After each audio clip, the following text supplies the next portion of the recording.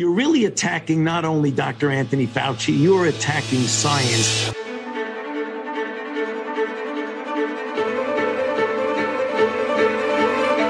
Science has an air of authority.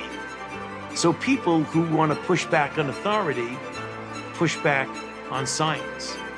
Science is about constant skepticism, constant questioning, and you didn't see any of that. You saw a narrative. In a 20-month period, they obliterated all the Bill of Rights, the United States Constitution, with no objection in the American press.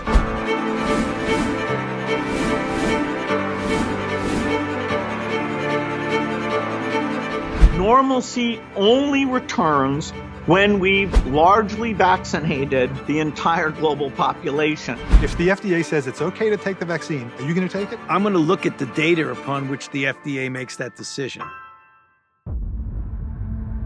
They pay us hundreds of millions of dollars a year to hire and keep the reviewers to approve their product. The CDC continues to recommend that people who have been previously infected get their COVID-19 vaccine. CDC study suggests getting the vaccine will offer you much stronger immunity to COVID than natural immunity.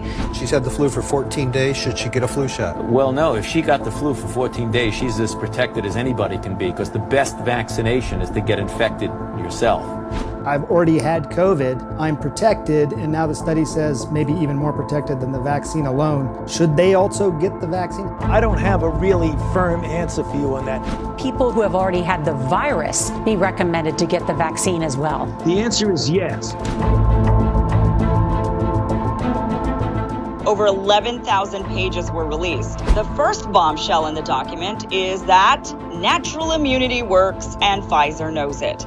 And there were no hospitalizations or deaths in the individuals who were vaccinated. But you now have 3 highly efficacious vaccines. There's no doubt about that. And there have been no hospitalizations or deaths in multiple countries. Another revelation from the documents was that adverse reactions were more frequent and more severe. It interestingly states some facts that have been labeled by the mainstream media as being misinformation. The consent form lists several possible side effects, including myocarditis. A new study describes how 23 service members later developed chest pain and sought medical attention. 82,000 per year to 863,000 neurological issues which would affect our pilots. Over 1,000% increase in 1 year. And it looks like in the first 3 months there was 42,000 adverse events reported and 1,223 deaths. A total of 10,262 COVID-19 vaccine breakthrough infections had been reported from 46 U.S. states. If you get vaccinated, you are protected. For every one person that the vaccine saves from COVID, it kills 4 people from fatal cardiac arrest. If I want the population to ultimately accept my digital reality, I have to make sure the cognitive dissonance is so complete that you stop trusting your own brain. And guess what they've done? Exactly that.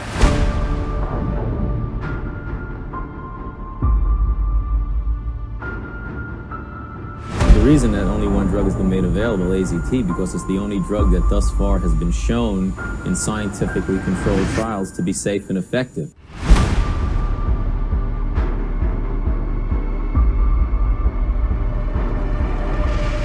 Counter-narrative that says the people who we think of as casualties of HIV were not actually dying from HIV, but they were dying from a medicine that was supposedly treating HIV, but was actually killing them.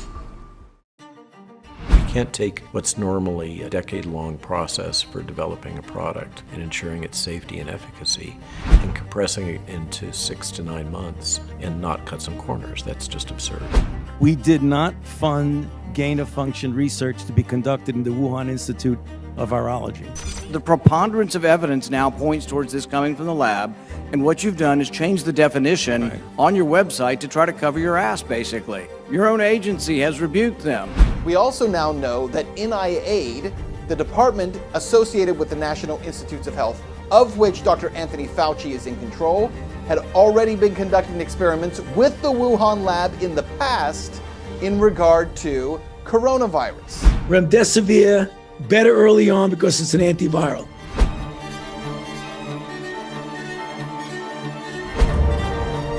This is the truth, and it's based on data. That's what we live by. Data, evidence, truth.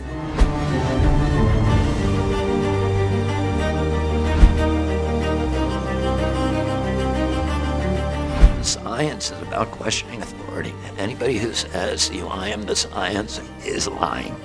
When Joe Schmo says, I should retire, I should go to jail, I look at that and I go, forget that. And if you're attacking me, you're really attacking science. I mean, everybody knows that.